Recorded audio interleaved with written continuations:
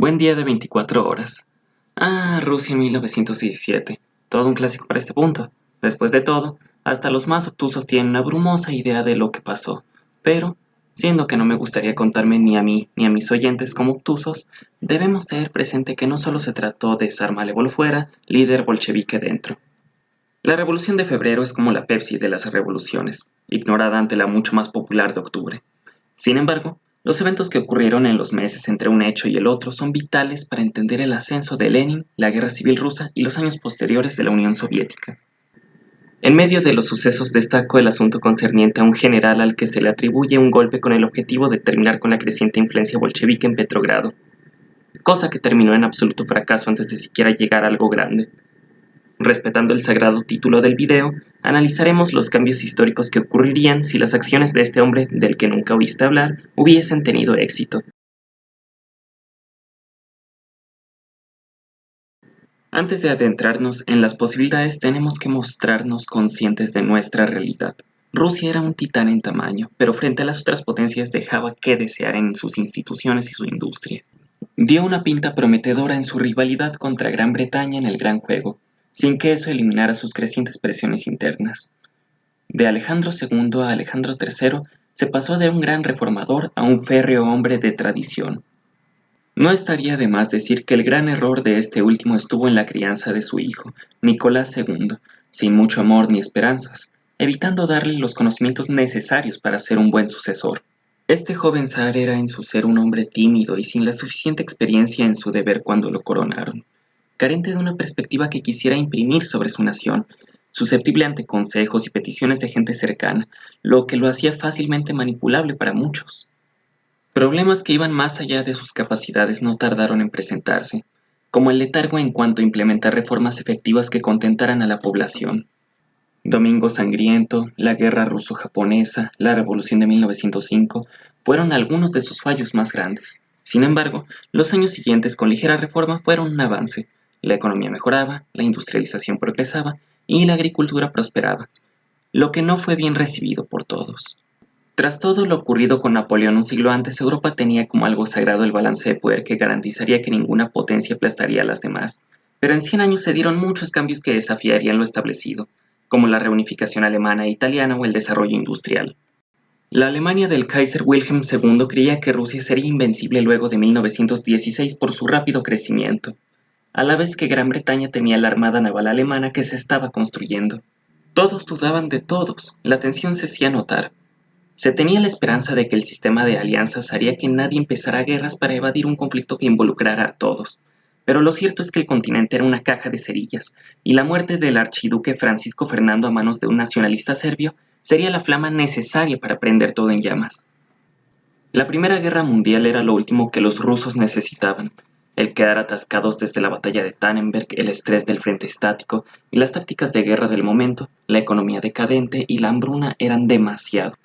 El zar trató de arreglar las cosas queriendo encargarse de las tropas personalmente, pero dejar a su esposa a cargo en la capital no fue algo que sentó bien a varios, quienes la consideraban favorecedora para sus enemigos, pues ella era de origen alemán.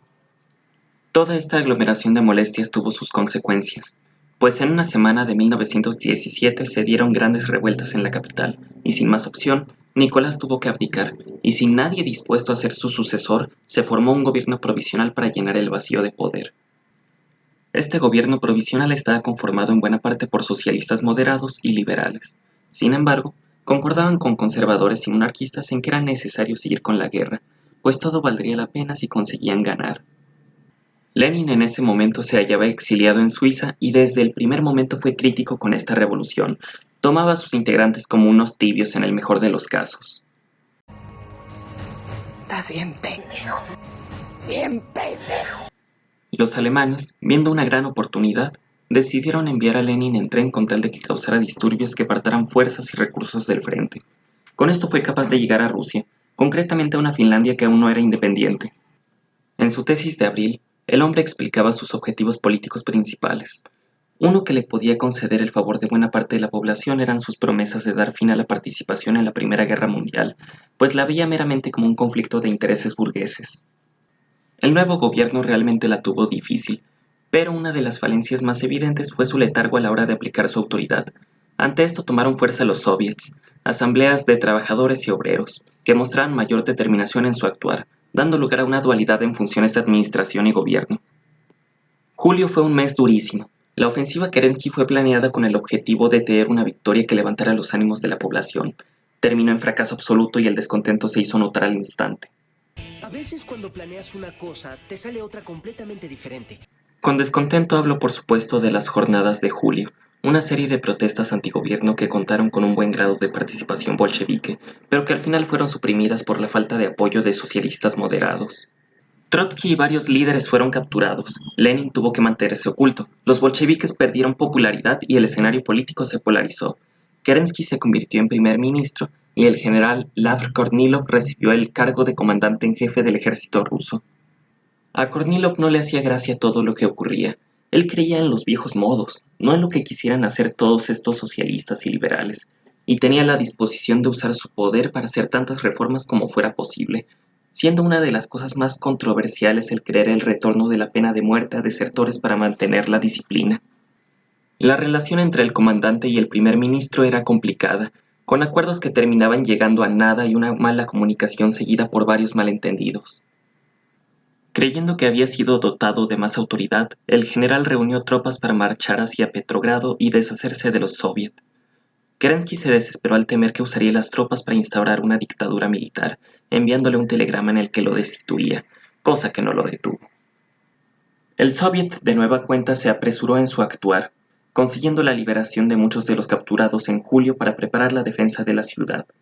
Armaron a la población, mandaron a trabajadores a bloquear vías ferroviarias y a unidades de infiltración a desmoralizar soldados.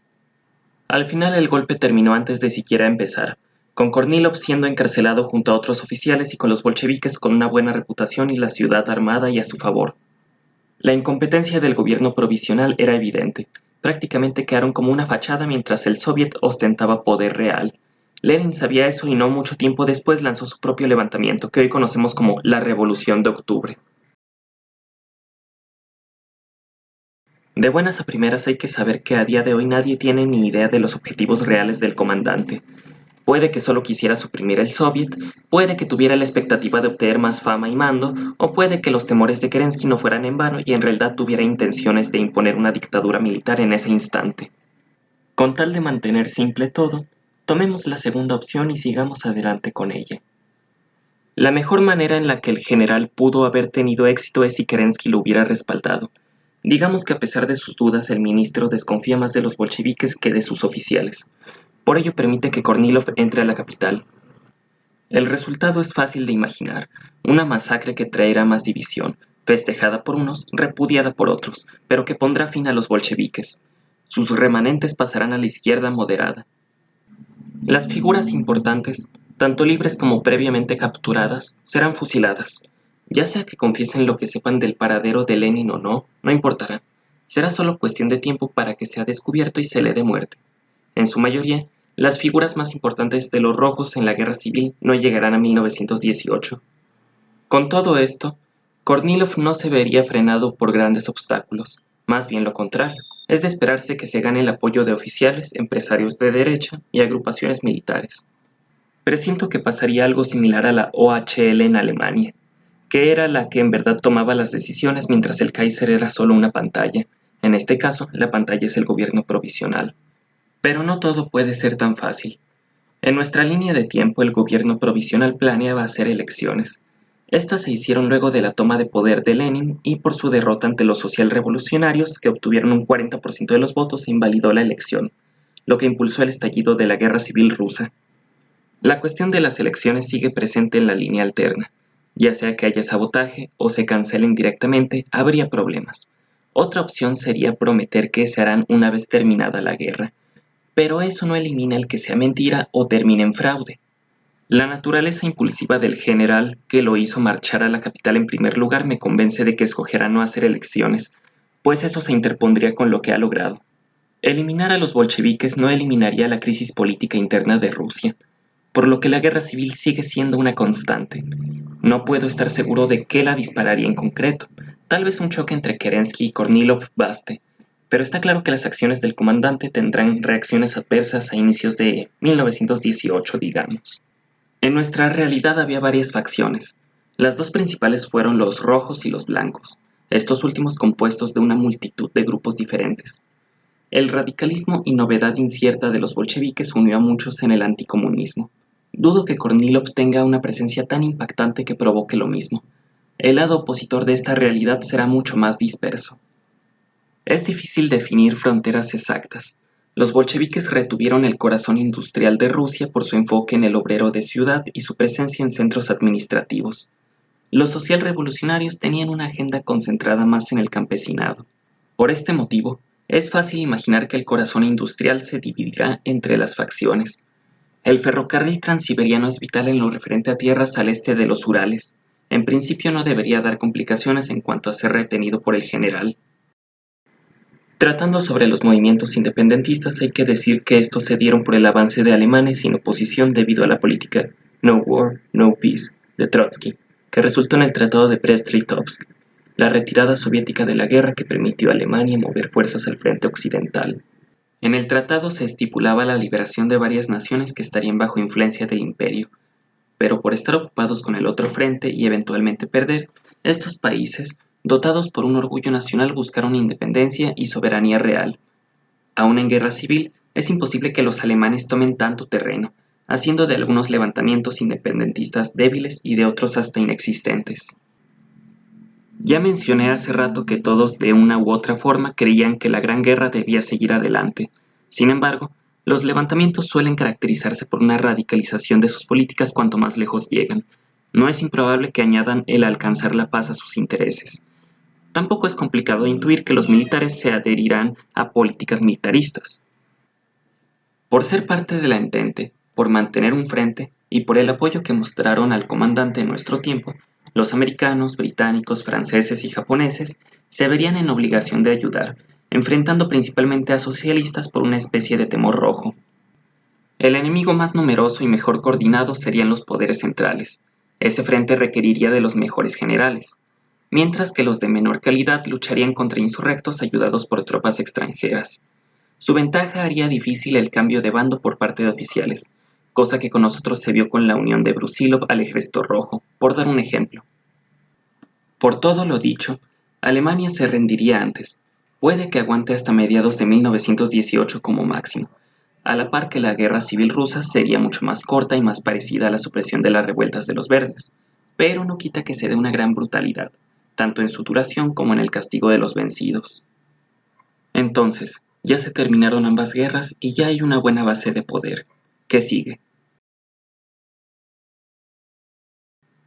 Ahora hay que revisar tratados y resultados. En nuestro mundo aparecieron nuevas naciones en Europa Oriental a las que Francia quería impulsar en la estrategia de cordón sanitario para aislar a los soviéticos del continente. Esto no pasaría en este otro mundo. A lo mucho Finlandia sería independiente y hasta eso puede dudarse. Algunos argumentarían a favor de Polonia. Lo cierto es que su victoria en la batalla de Varsovia fue un milagro, y siendo más débiles aquí se hace claro que perderían.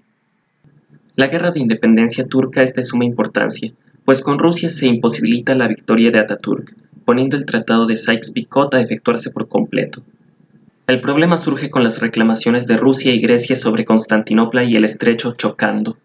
Rusia quería un puerto con acceso directo al Mediterráneo, pero los franceses y británicos se preocuparían de que ganara mucho poder.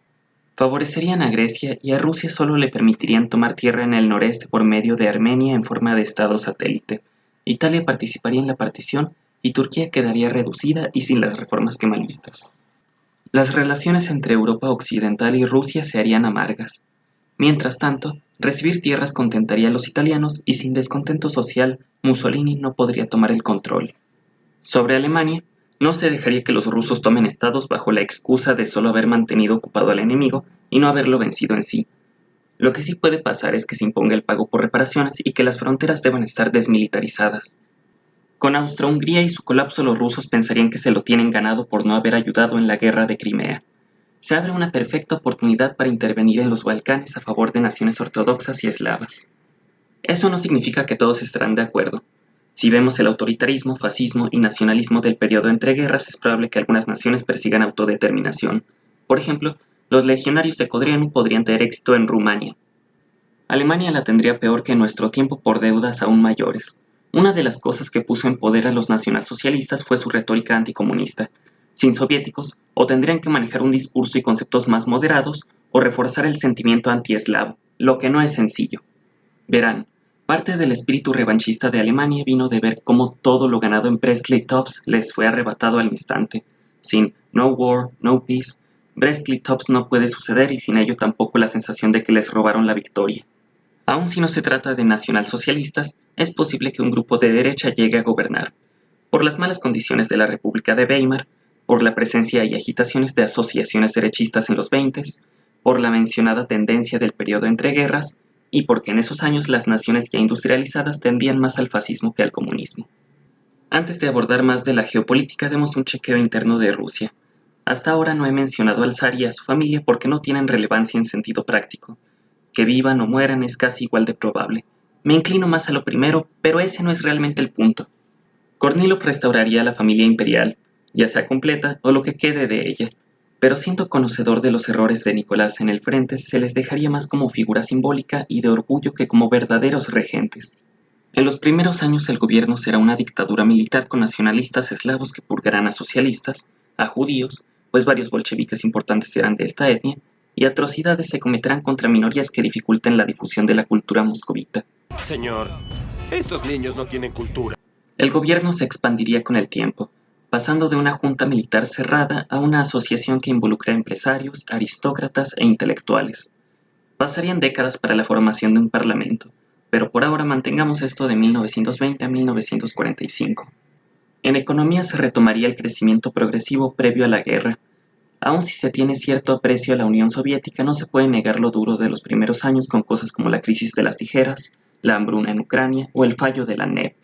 El enfoque en industria de Stalin es exaltado por algunos, pero lo que se sacrificó para ello debe tomarse en cuenta. Un grave error fue la purga de los kulaks, campesinos bien acomodados con más de 8 acres de tierra y que representaban un pilar en agricultura. Una sociedad trasciende de buena manera a lo urbano cuando el campo crece con organización y tecnologías que generan excedente y eso permite inversión y que la gente busque nuevos trabajos en ciudades. Lo que hizo Stalin fue tomar tanto como podía de los campesinos sin importar si morían de hambre para hacer crecer la industria y las ciudades, forzando un abandono masivo del campo. Kornilov no tomará las mejores decisiones económicas necesariamente, pero es complicado que cometa errores tan grandes como los listados. Con mantener vivos a los kulaks y tener algo de libertad económica habría, aunque sea un poco de prosperidad. La industrialización será más lenta, pero a la vez más natural, y el daño ambiental será menor. Volvamos a la geopolítica. Alemania simplemente no podría ser una amenaza tan grande como lo fue con los nazis. Su deuda es mayor, hay menos revanchismo, menos naciones débiles en Europa Oriental y los Balcanes de las cuales sacar provecho, y rivales más fuertes. Ya sea que haya nacionalsocialistas o un partido de derecha, iniciar una guerra sería un suicidio. Su mejor opción sería formar una alianza de naciones neutrales de Europa Central. Integrar a Austria tampoco es una alternativa, pues el fascismo iba en ascenso ahí y solo fue detenido por el asesinato de su líder a manos de agentes del NS austriaco. Si por cualquier motivo se da una guerra por los alemanes, primero sería con Francia, Italia y Gran Bretaña, pues sin la gran purga de Stalin, Rusia sería un titán bélico. Sin embargo, los rusos se unirían si lo ven conveniente, imponiéndose sobre Alemania y puede que hasta sobre Italia y Francia si se da la ocasión, poseyendo hegemonía continental y aislando a los ingleses. Quedemos con la Alemania pacífica. Mientras tanto, en Oriente, Japón seguiría en su guerra contra China. Sería el momento perfecto para vengarse por 1905. En tanto se realizan las preparaciones para atacar, Japón sufriría el embargo de Estados Unidos, lo que forzaría Pearl Harbor y la entrada americana al Pacífico. Los estadounidenses ganarían en lo naval mientras los rusos se abren paso por Corea, Manchuria y el noreste chino, respaldando al bando nacionalista a cambio de zonas portuarias y mano de obra. Mao no tiene ninguna oportunidad en este escenario. Se ignora que Japón en buena medida firmó la paz por la invasión de Manchuria y se le da todo el crédito a las bombas nucleares. No habría necesidad de Proyecto Manhattan. Estados Unidos mantendría como aliado de la región a Japón, mientras Rusia adquiere Manchuria y el norte de Corea. Sin Segunda Guerra Mundial no se daría el agotamiento que influyó en la descolonización. De hecho, una Rusia como la descrita otorga razones para que Gran Bretaña no deje ir a la India. Se predice una especie de Gran Juego 2 Electric Boogaloo. Mantener las colonias era costoso y los nativos se acostumbraban más y más a la tecnología armamentista de sus colonizadores. Se esperan varias guerras a lo Vietnam y Argelia, pero sin los aspectos socialistas. Si los europeos las pierden sería vergonzoso, pero les quitaría gastos de encima. Si las ganan, África y Asia serían como Sudáfrica y Rodesia en los 50. Claramente habría intentos de unos contra otros para intervenir en estos conflictos. El carácter de estas luchas no sería de comunismo y capitalismo, sino la dicotomía entre democracia liberal y autoritarismo. Debido a la falta de armas nucleares, una de estas rencillas coloniales podría desatar una gran guerra, pero es lo menos probable por la mala experiencia de la Primera Guerra Mundial y el que en sí todos tienen suficiente territorio. La idea no sería conquistar, sino debilitar a los otros explotando el hastio interno. Con solo una tranquila guerra del Pacífico seguiría la actitud aislacionista de los Estados Unidos, ajena al escenario internacional. Sin guerra en Europa, Eisenhower no sería presidente, cosa que a su vez haría más lenta la carrera política de Richard Nixon. Me imagino una bizarrada en la que el general con aspiraciones políticas fuera MacArthur. Aún evadiendo un rol prominente en el mundo, sería una potencia económica y de manera indirecta habría reacciones ante el estado del planeta. Quizás se daría una subida de conservadurismo que favorezca políticos como George Wallace, o un aumento de libertarianismo que ponga en la presidencia a Barry Goldwater. He dado varias derrotas al socialismo. Irónicamente, eso hace que tenga más éxito en este mundo, aunque en forma moderada. Sin el Red Scare, sin una imponente URSS, con Lenin como un mero pie de página, sería más aceptado el aplicar reformas con tintes de izquierda y de socialdemocracia. Eso sí, la educación y ciencia tenderían más a la derecha. Los horrores de las guerras mundiales se inclinaron a una visión pesimista de los viejos modos, a verlos como algo horrible. Esto se manifestó en movimientos sociales impulsados por una nueva generación de intelectuales que daban un lugar sagrado a la igualdad y a la libertad. Incluso Rusia, con su mala historia con la izquierda, no podría quitar que es parte de su historia, y cuando se den revueltas sociales será necesario hacer ciertas concesiones, como ocurrió en toda Europa tras la agitación de 1848. Tocando cuestiones de crecimiento demográfico, hemos establecido un mundo con guerras más cortas y menores en proporción y mortalidad. Sin la desastrosa política económica ni las hambrunas, Rusia tendría de 350 a 400 millones de personas en la actualidad. Con tanta gente, se iniciarían planes para fundar nuevas ciudades en las mejores partes de Siberia, similar a los Estados Unidos y el desarrollo del oeste y del sur que involucró a individuos de los grandes lagos y de la costa este. La participación rusa en la economía mundial sería inmensa, así como su impacto cultural. Solo tenemos que imaginar una industria cinematográfica rusa compitiendo con la americana de forma seria. Sin la mala fama de las bombas atómicas también se despreciaría menos a la energía nuclear, y con el pasar de las décadas su promoción sería la de una fuente de energía limpia, eficiente y segura, mucho más popular que nuestra línea de tiempo. China es un comodín, pues podría contentarse con apoyarse en Rusia o buscar su propio camino. Si ocurre lo segundo, terminaría como potencia rápidamente, o fraccionada por su poderoso vecino del norte por no someterse. Los imperios de Europa Occidental estarían perdiendo potencia. Con el tiempo tendrían que abandonar varias de sus colonias, hacer las paces con Europa Central para buscar beneficio mutuo y posiblemente acercarse a Estados Unidos para mantener un balance de poder ante el ascenso eslavo. Y con esto doy por concluido el escenario alrededor de los 60s o 70s. Creo que en verdad vimos cómo es que lo ocurrido con un hombrecillo del que poco se habla pudo marcar el curso de la historia.